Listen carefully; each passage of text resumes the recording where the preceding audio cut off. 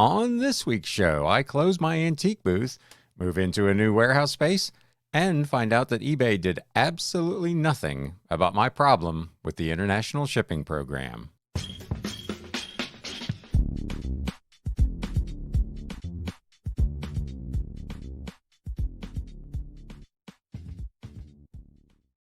What is up, Galaxians? Welcome to episode number 198 of the Galaxy CDs Rocks and Flips Reseller Talk podcast. My name is Ryan, and I am coming to you from a new and improved Bat Cave. If you're following me over on Instagram at Galaxy CDs Rocks, you've seen some posts over the last couple of weeks. I mentioned a couple of weeks ago I had some projects that I was about to be working on, and man, oh man, have I been putting in the work. The last 8 days, I have worked 12 to 14 hours a day, each and every day. I have not had a day off in about 2 weeks, getting all this stuff done. And I thought I'd make a quick kind of recap episode about what has exactly been going on here at the Galaxy. And that's what this show is going to primarily be about. I'm coming to you from a new but not quite finished podcast / YouTube studio. I've changed the setup. Part of that is because of the main project, which was moving into my new warehouse, which we'll get into kind of in the second part of this show. I wanted to start off, though, talking about last week's episode where I discussed the issues I was having with eBay's international shipping program. I got a lot of feedback from a lot of sellers on that. Thank you so much to those of you who did reach out. It seemed like more people than not were having some sort of issue with that program. Maybe not the same exact issue that I was having, but the program seems to have some bugs. I, for my part, spent 2 different phone conversations last week on, I believe it was Thursday, totaling nearly 2 hours, discussing the problem with various different representatives and trying to get it resolved. Nothing as of the time of recording today, which it is Wednesday evening at about 8:35 Eastern Daylight Time, for those of you keeping score at home, nothing had changed. Everything is still broken. So I reached out earlier this afternoon. I called eBay again, and this time I got a different representative who looked at the notes and informed me that neither of the 2 people that I spoke to last week actually filled out the proper forms to have my issue sent to the IT department. So that would explain why nothing has been fixed. So I re-explained the whole issue. I gave them examples of listings, some of which have the correct information and some of which listed literally 13 minutes later are wrong. And she pulled up all my information. She looked at my business policies and saw that I have no exclusions listed. She looked at my shipping preferences where I also have no exclusions listed, and looked at listing after listing after listing that still has all countries except the United States excluded. She indicated she was going to run that up the flagpole and hopefully submit the correct report to try to get it resolved. And if she needed any additional information from me, that she would reach back out. But that is a situation that is continuing to be ongoing. Fortunately, or unfortunately, over the last week, I have not done a lot of listings because I've been working on these other projects. So I haven't had a whole bunch of stuff that's been affected by it over the last week, but I've still got nearly 700 odd listings that are not available through the international shipping program that should be. I had one customer reach out. He was in Puerto Rico. He was able to buy the item, but he couldn't pay for it because it said I didn't ship to his country. I was able to invoice him directly through eBay's system, and he was able to pay the invoice. So we were able to get that one taken care of. But even the U.S. protectorates are excluded. So Puerto Rico and Guam and all that. It is a big, big mess. This person that I spoke to today was much more sympathetic and a lot more helpful. So hopefully we get something resolved here over the next week or so. If you're having those issues, please feel free, again, if you're watching on YouTube, to chime in on the comments and let me know what kind of issues you're having. I did mention to the representative that I had done a podcast on this and then gotten some feedback that I was not alone with that issue. So we'll see how that goes. But definitely feel free to update me. If you are watching, or rather listening to the podcast, you can, of course, DM me on Instagram at GalaxyCDsRocks, or you can email me at galaxycds@gmail.com. But on to a little bit more fun news. So like I said, a couple of weeks ago, I mentioned that I had some projects going on, or some things I was thinking about doing. For those of you who are longtime listeners or viewers of the show, you'll know that I opened an antique booth gosh, it's been a little over 2 years ago, 27 months to be exact, because I did some research on it. And the idea at the time was I wanted to get some excess inventory out of my house and out of my way so I could work on other inventory, with the idea in mind that I could get an antique booth, move some of my what you would consider to be duds over there, inventory that $4 or $5 free shipping on eBay just isn't worth doing. I listed them over there for 99 cents or $1.99, and my goal was to just have the stuff out of my way and have an opportunity to maybe make a little bit of money. At the time, as I mentioned, and as I've talked about several times since, I was kind of okay if I lost a little bit of money over there because it was cheaper than getting a storage unit. Over the ensuing 2 years, however, I have acquired more and more inventory to the point where I got a small storage unit and then subsequently had to buy an even larger a larger storage unit. So I was paying for the antique booth, which was losing on average about $75 a month. Some months, $50, some months it was $100 or $110. All told, of the 27 months I was over there, I lost money 23 times. So it served its purpose early on, but at a point where I had so much inventory that I was already renting a larger storage unit, I had started to toy around with the idea of maybe I should look into leasing or purchasing a warehouse or a warehouse with some office space. And I was just really hesitant to pull the trigger on that, because not only do you have obviously the rent expense and all of that, but you've got utilities and internet and all the rest of the kind of extra overhead that goes along with it. And I just wasn't really willing to pull the trigger.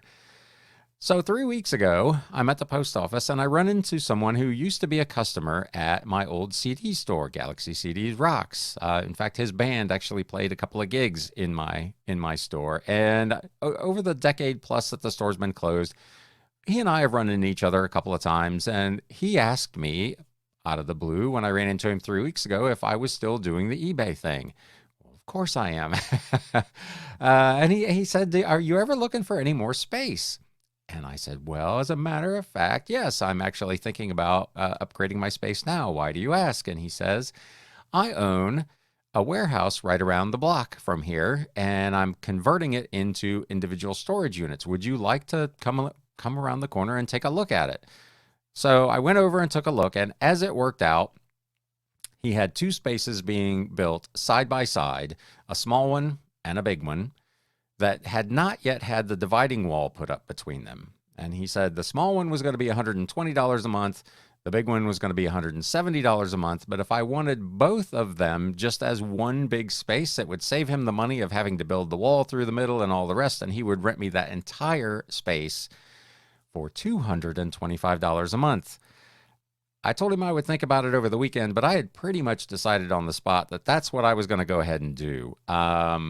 I was paying net on average $70 or so a month, maybe a little more than that, at the antique mall, and I was paying $145 a month for my storage unit. This space is probably double the space of both of those combined, so it just seemed like a no-brainer. So I went ahead and I leased that space. I made the decision I was going to close the antique booth, get all that stuff out of there, bring the racks to the warehouse, and kind of get started. So that's what I've been working on.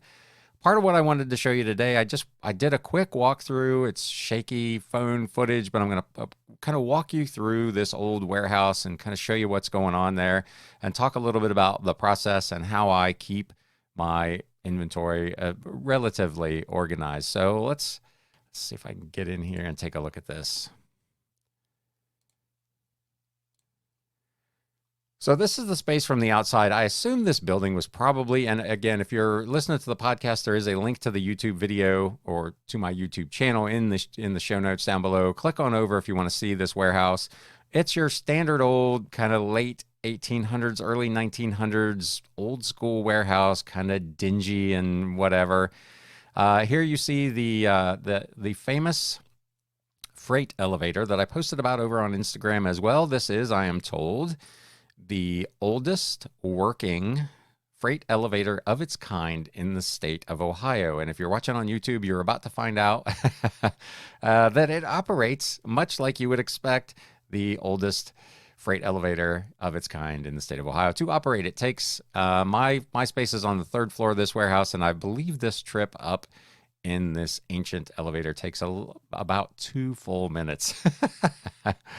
So while we're enjoying this very slow ride up this wonderful elevator, I'll talk a little bit about the process of closing out the antique booth. So I really don't know why that did not do better than it did.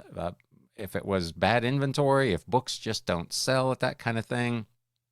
I tried to price everything very competitively. Most everything over there was 99 cents or $1.99.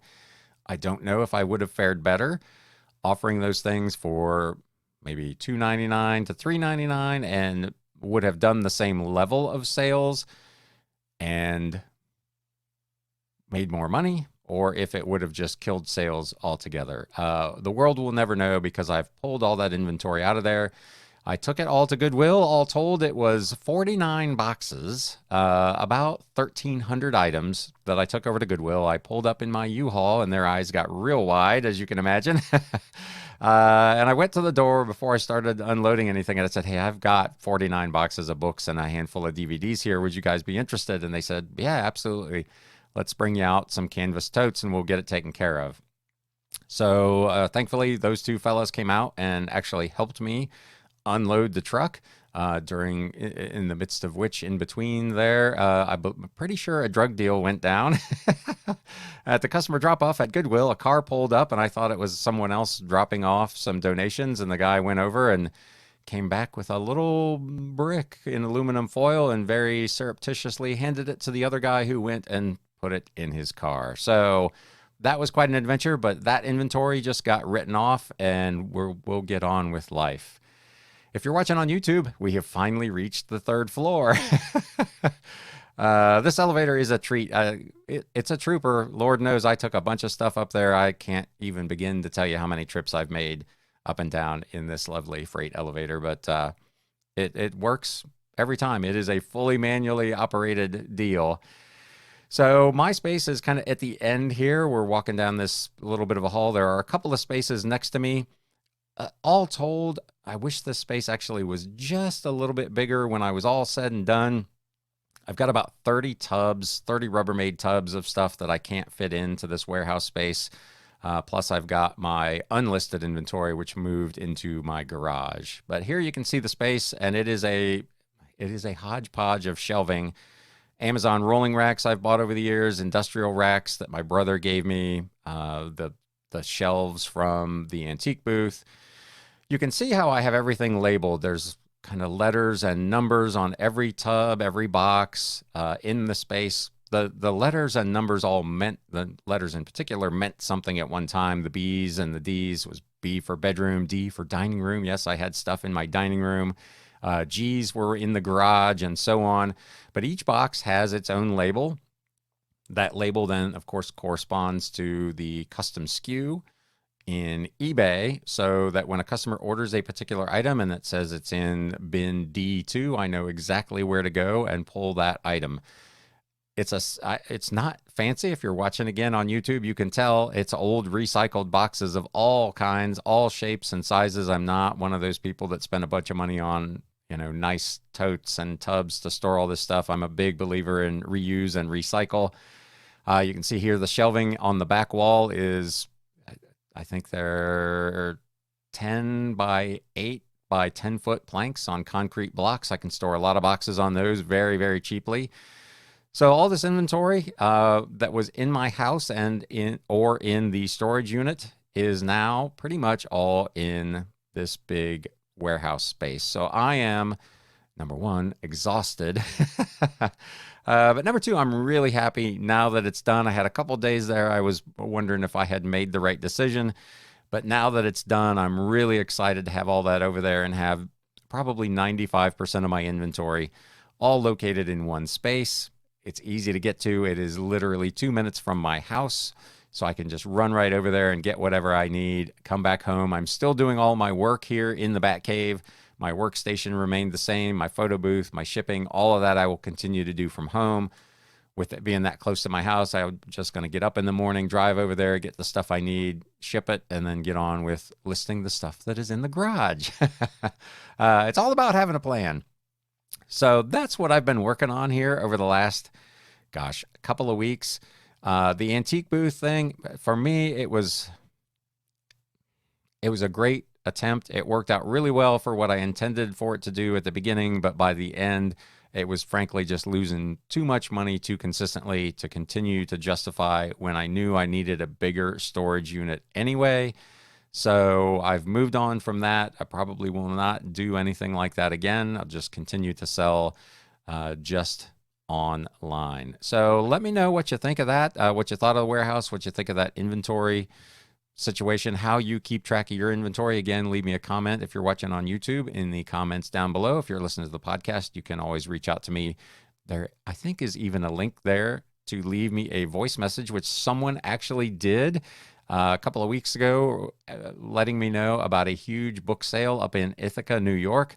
Unfortunately, the timing of that sale coincided with me making this move, so I wasn't able to go up there, but I appreciated the tip, and it's something I will probably look into in the future. So that is going to put a wrap on this episode. I will probably be back in a few days with a massive what sold recap, because I haven't done one of those in a while, and I've got some pretty cool stuff that I want to go over.